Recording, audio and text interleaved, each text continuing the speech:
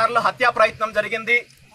దీనిపైన ఇప్పటికే ఆ పార్టీకి సంబంధించిన నాయకులకు పోలీసులకు విన్నవించుకున్నప్పటికీ కూడా ఎటువంటి చర్యలు కానీ పార్టీ పరంగా కానీ ఏమాత్రము ఆ కుటుంబానికి భరోసా ఇవ్వకుండా మద్దతు ఇవ్వకుండా నిర్లక్ష్యం చేయడం వల్ల ఈరోజు ఇంతటి ఘోరం జరిగింది.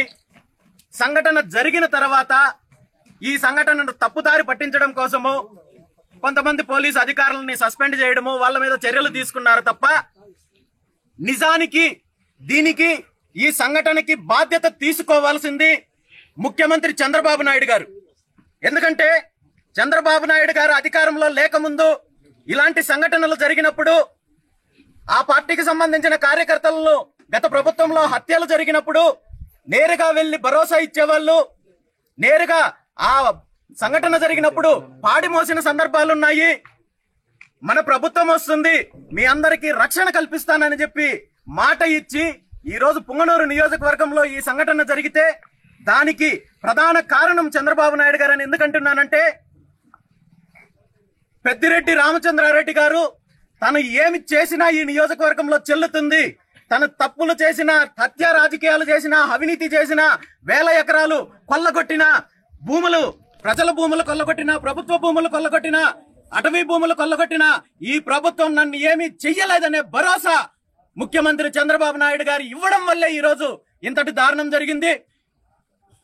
పోలీసుల పైన చర్య తీసుకున్న మీరు మరి ఈ తప్పులు చేయడానికి అవకాశం ఇచ్చిన మీ పైన ఎలాంటి చర్యలు తీసుకోవాలి, మరి మీ ప్రభుత్వం పైన ఎలాంటి చర్యలు తీసుకోవాలి? ఇప్పటికైనా మీరు కళ్ళు తెరిచి నిజంగా మీకు పెద్దిరెడ్డి రామచంద్రారెడ్డి గారికి చీకటి ఒప్పందం లేదు అనుకుంటే ఈ జరిగిన సంఘటన పైన విచారణ జరిపించండి. దీని వెనక ఎవరెవరు ఉన్నారో దీనిపైన విచారణ జరిపించండి. ఎవరైతే నిందితుడున్నాడో ఆ నిందితునికి సంబంధించిన ఫోన్ కాల్ డేటా తీయండి. దీని వెనక పెద్దిరెడ్డి కుటుంబం ఉందా, వాళ్ళ నాయకులు ఉన్నారో వీళ్ళందరినీ బయటకు తీసి ఇలాంటి సంఘటనలు జరిగితే కఠినమైన శిక్షలు అమలు చేసే విధంగా చట్టాలు తీసుకురండి. మళ్ళీ వాళ్ళ నిందితుల యొక్క ఆస్తులు స్వాధీనం చేసుకుని రాబోయే రోజుల్లో ఎవరైనా ఇలాంటి సంఘటనలకు పాల్పడాలంటే ఒక భయం అనేది సృష్టించే విధంగా, భయపడే విధంగా చేయాలి తప్ప ఇలాంటి హత్య రాజకీయాలకు ముందొచ్చి మాట్లాడి వెనక నుండి ప్రోత్సహించే కార్యక్రమం కావచ్చు. ఇప్పుడు జరిగిన సంఘటనల్లో ఎవరైతే అరెస్ట్ చేశారో కేవలం అరెస్ట్ చేస్తే 15 రోజుల్లోకో నెల రోజుల్లోకో మళ్ళీ బెయిల్ వస్తుంది, మళ్ళీ మేము వెనక్కి వస్తాము, మళ్ళీ ఇదే గ్రామంలో ఉంటారు, మీ అంత చూస్తామని చెప్పి ఈ రోజు ఆ కుటుంబ సభ్యులను బెదిరిస్తున్నారంటే దీనిపైన ప్రభుత్వము ఖచ్చితంగా చర్యలు తీసుకోవాలి. ఆ కుటుంబానికి రక్షణ కల్పించాలి.